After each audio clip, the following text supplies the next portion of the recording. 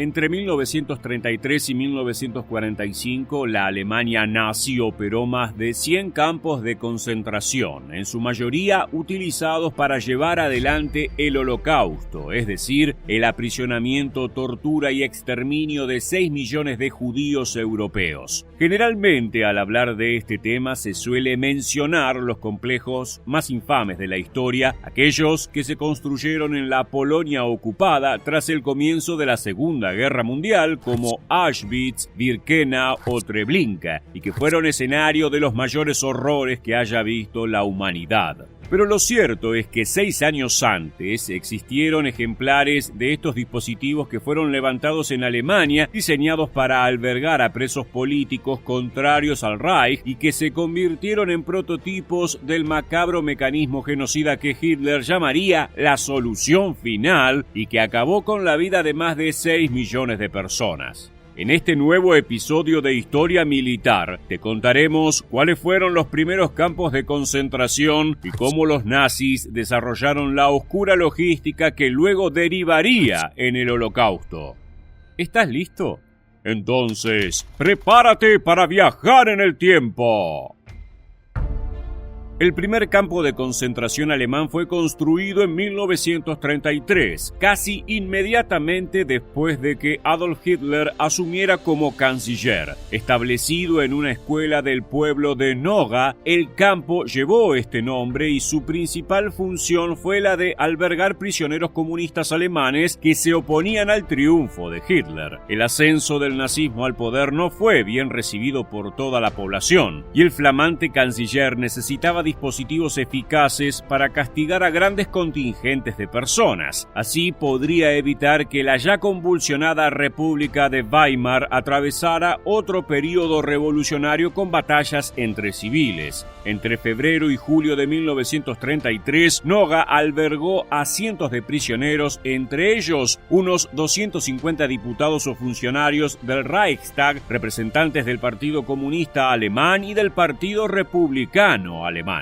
De acuerdo al historiador británico Nicholas Waxman, no existen registros de que antes del triunfo de Hitler como canciller estuviera dentro de los planes utilizar los campos de concentración como una pieza para la expansión alemana. Fue más bien el éxito de Noga lo que fomentó la creación de estos complejos que resultaron sumamente eficaces a los ojos del Führer. Para finales de 1933 ya había varios campos funcionando y aunque jamás se ha determinado una cifra oficial de prisioneros, se estima que el número oscilaría entre 50.000 y 200.000 según las fuentes. Es importante aclarar que para este entonces los campos todavía no eran centros de exterminio, sino que funcionaban como cárceles paralegales, es decir, la mayoría de los presos eran personas secuestradas por las SS y eran sometidos a juicio muchos meses después de ser capturados. Igualmente, cuando los nazis consideraban que podían recuperar su libertad, los dejaban ir.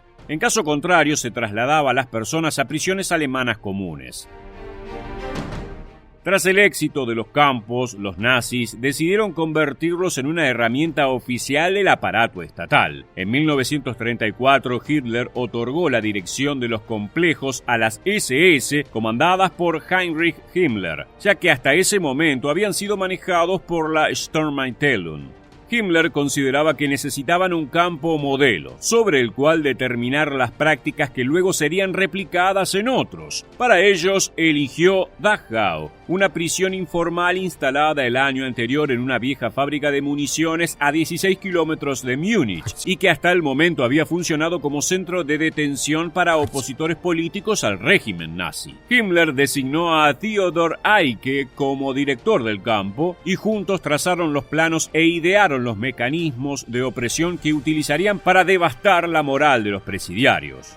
Dachau fue el prototipo de los futuros campos de concentración. Aquí apareció por primera vez la frase «El trabajo libera», que fue impresa sobre las puertas que atravesaban los prisioneros a diario. Años más tarde, estas palabras serían rubricadas en el portón de ingreso al brutal campo de Auschwitz. Los presos vivían en constante temor, ya que las posibilidades de que fueran castigados se encontraban detrás de cada esquina y los oficiales de las SS encontraban los más variados motivos para brutalizar a los prisioneros. Aquí se implementaron por primera vez las celdas donde se permanecía de pie durante días, los latigazos, las horcas y otros métodos de tortura. También se ejerció el trabajo forzado principalmente en la fábrica de municiones. Himmler extendió las prácticas hacia los siguientes campos prototipo. En 1936 se inauguró Sachsenhausen, un campo de trabajos forzados que es recordado por albergar cautivos notables como Yakov Yugashvili, el hijo mayor del líder comunista Joseph Stalin, al ministro francés Paul Renaud y Francisco Largo Caballero, primer ministro de la Segunda República Española, entre otros. Como Dachau, Sachsenhausen también sirvió como complejo de trabajo forzados, campos de entrenamiento para las SS y centro de torturas. Pero para este entonces, los nazis habían comenzado a indagar en métodos de asesinato para grupos que luego darían paso a dispositivos de exterminio masivo.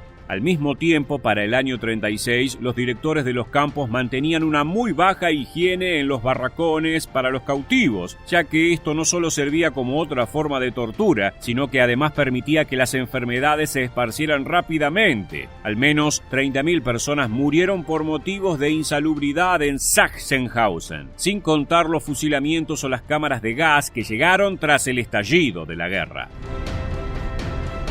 El año siguiente, en 1937, vio la luz Buchenwald, un campo instalado en las colinas de Ettenberg, cerca de Weimar. Este fue uno de los más grandes entre los prototipos de complejos y se podría decir una de las apuestas más arriesgadas de la SS, ya que en el extenso predio se ubicaron 139 subcampos que podían albergar unos 280.000 prisioneros. En un principio, allí fueron enviados comunistas alemanes, así como presos comunes, hasta que eventualmente se convirtió en uno de los primeros campos en recibir prisioneros de guerra, judíos e intelectuales polacos, romaníes y gitanos. Las condiciones de hacinamiento se profundizaron en Buchenwald. Los cautivos vivían en barracones sobrepoblados, las raciones de comida nunca alcanzaban y se enviaban menos de las necesarias. Las letrinas y los baños se podían utilizar tan solo a la mañana y se higienizaban de manera muy pobre una vez al día.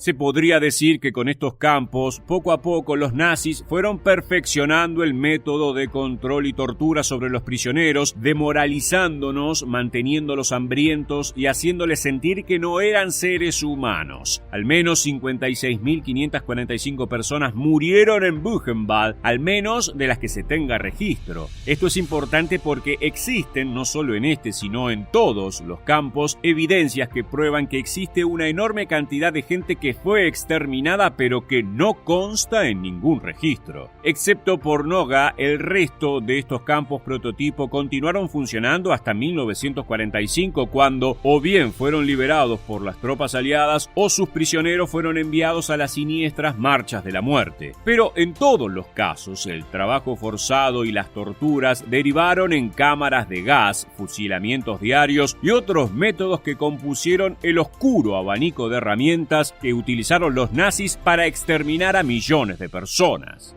Luego de conocer todos los detalles sobre los primeros campos de concentración en Alemania, queremos conocer tu opinión.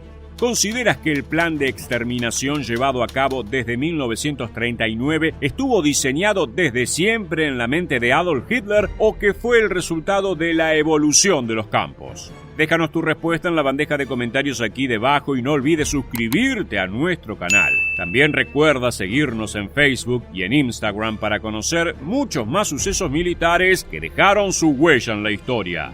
Esto fue todo en un nuevo episodio de Historia Militar. Muchas gracias por acompañarnos hasta el final y permanece atento a nuestro próximo video.